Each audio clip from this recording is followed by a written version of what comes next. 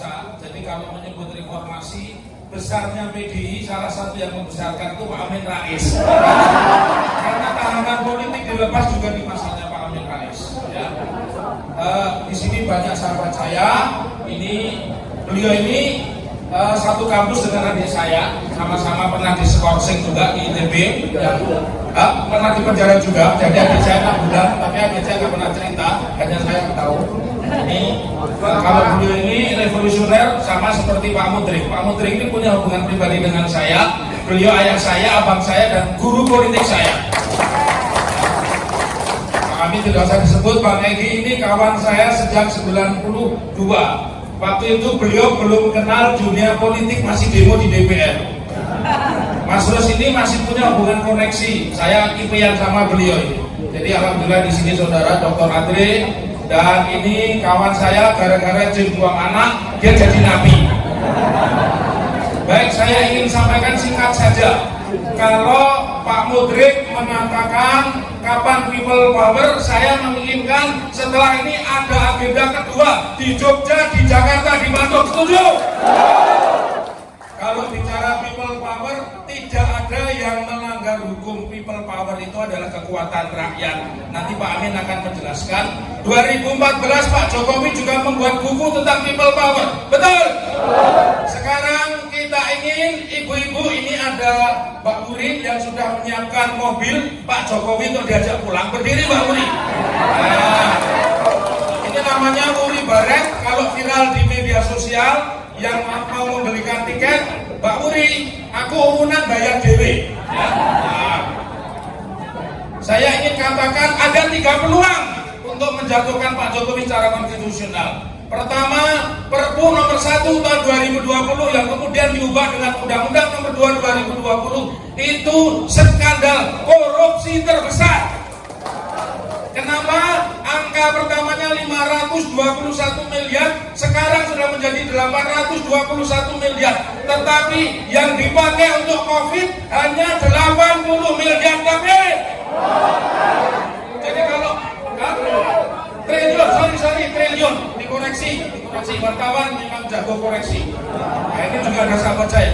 Jadi tadinya 521, sekarang 821 triliun. Tetapi yang dipakai untuk penanganan COVID hanya 80 triliun. Selebihnya dipakai modal, termasuk modal untuk martabak.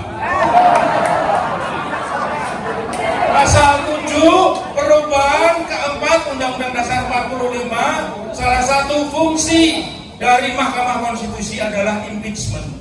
Dan 3 syarat impeachment diatur di pasal 7. Yang pertama adalah penyelewengan terhadap konstitusi. Tadi semua pembicara, ayahanda Pak Mudrik, Panglima Besar Jenderal Bintang 6 sudah mengatakan, Jenderal Bintang 7 sudah ada obat-obat pusing. Jenderal Bintang 6, beliau sudah mengatakan salah satu pelanggaran konstitusi terbesar, belum pernah dalam sejarah istana dipakai sebagai tim ses. Betul? Itu pelanggaran konstitusi terbesar. Soeharto yang Jenderal Bintang 5 tidak pernah menjadikan istana sebagai tempat tim ses. Ini terang-terangan dan mendukung Ganjar Purnomo.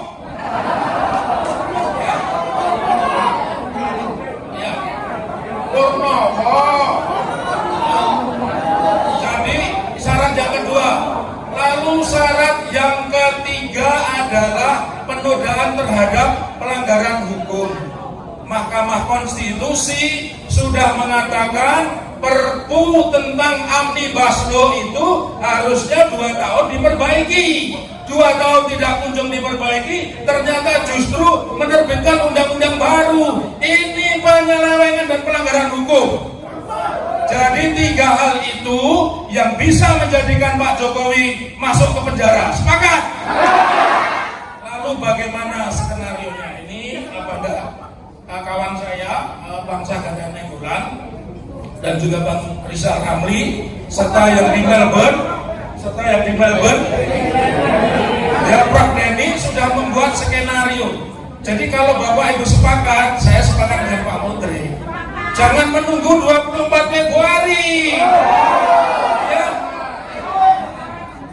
Pak Harto ke Pak Habibie juga people power, betul.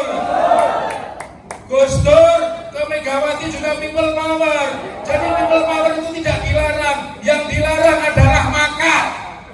Saat ini yang bisa makar hanya dua, tentara dan polisi. Tapi saya yakin tentara tidak bisa makar, karena senjatanya polisi lebih canggih dari senjatanya tentara. Betul apa betul? Tanya sama Kang Deddy, bener nggak senjatanya? Saya pikir itu yang bisa saya sampaikan, karena tidak bijak, bicaranya banyak. Mari kita sepakat, habis dari Solo ke Jogja, Bandung, Jakarta, kita gelorakan people